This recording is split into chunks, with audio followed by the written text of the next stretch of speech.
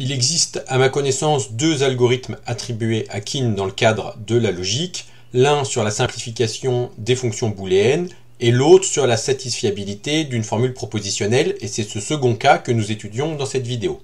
Le problème est donc le suivant, on a une formule propositionnelle phi et on veut savoir si elle est satisfiable, c'est-à-dire si elle a au moins un modèle. Dit autrement, est-ce que dans sa table de vérité, il y a au moins une ligne qui est à 1 ? C'est un problème qui est NP complet, qui est difficile. Bien sûr, on peut faire ça de façon exhaustive, c'est-à-dire en calculant la table de vérité, qui a 2 puissance n lignes s'il y a n variables. Et donc c'est très très lourd. L'algorithme de Kin, il ne pourra pas faire mieux dans le pire des cas qu'une recherche exhaustive, mais il va permettre de couper un certain nombre de branches en pratique. L'idée est la suivante que j'illustre avec un mini-exemple ici. Si la formule phi est du type par exemple a ou psi, psi c'est une autre formule propositionnelle et a c'est juste une variable propositionnelle, alors on peut savoir que phi est satisfiable sans avoir à calculer la table de vérité de phi. Parce que si je mets a à vrai, la formule vaut vrai, quelles que soient les valeurs de psi, en utilisant la règle qui est ici que vrai ou psi, c'est sémantiquement équivalent à vrai. Et si par exemple, autre cas, phi c'est a et psi, alors dans ce cas-là, j'ai pas non plus à calculer toute la table de vérité de phi pour savoir si elle est satisfiable. Parce que je peux me concentrer sur psi, c'est-à-dire comme c'est a et psi, pour que cette formule soit satisfiable, nécessairement je dois mettre a à vrai, pour qu'à la fin ce soit vrai. Parce que vrai et psi, ça vaut psi. Et si je mets a à faux, eh ben ce sera faux. Et donc j'ai juste à calculer la table de vérité de la formule psi dans laquelle j'ai remplacé a par vrai. Et donc elle aura 2 puissance n-1 lignes. Et l'idée de l'algorithme de Kin, c'est ça, c'est d'utiliser des règles comme ce qui est encadré en bleu ici ou ici, pour simplifier la formule. Donc je simplifie avec des règles comme ça la formule phi en une formule phi bar. Soit je peux dire tout de suite c'est satisfiable, non satisfiable.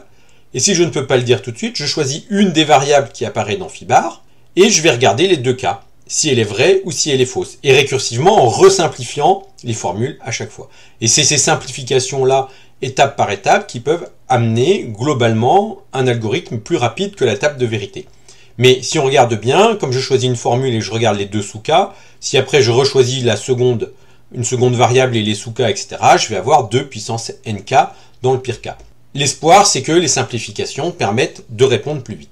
Alors la liste des règles de simplification souvent utilisées est ici. La négation du vrai, c'est faux. La négation du faux, c'est vrai. Une double négation, ça se supprime. Si on en regarde d'autres, par exemple, psi implique vrai, c'est une formule qui est toujours vraie. Parce que si psi est vrai, c'est vrai implique vrai, c'est vrai. Si psi est faux, c'est faux implique vrai, qui est aussi vrai. Psi implique faux, c'est sémantiquement équivalent à non psi, etc., etc. On a des règles comme ça.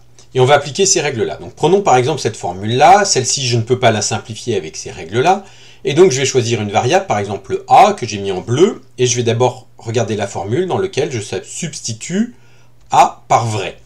Et tous les a, je les remplace par vrai, j'obtiens cette formule-là. Et là, je vais regarder les règles ici. Donc j'ai vrai et quelque chose et quelque chose. Donc vrai et quelque chose, c'est ce qui est ensuite, ici. Donc je vais obtenir ça.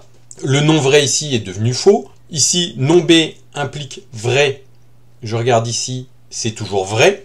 Donc c'est vrai. Le non vrai ici, je l'ai remplacé par faux. Maintenant, C implique faux. Cette formule, elle est équivalente à non C. Et donc j'obtiens cette formule-là, qui est C et non C, avec le non-non qui se supprime ici, qui est non satisfiable. Et pareil, si je substitue, là on le voit tout de suite, le A en faux, j'obtiens cette formule-là qui va être toujours fausse parce que j'ai faux et quelque chose, etc. Et ce qu'il faut voir, c'est que donc là, on a juste en regardant l'instanciation de A, on a pu dire que la formule n'était pas satisfiable, sans regarder les valeurs de B et de C. Et le traitement ici d'appliquer des règles de réécriture, comme ça ici, ça se fait en temps polynomial. Donc par rapport à l'explosion qu'on peut avoir sur le nombre de variables, c'est pas très long de faire des traitements ici de la formule pour la réécrire et la simplifier.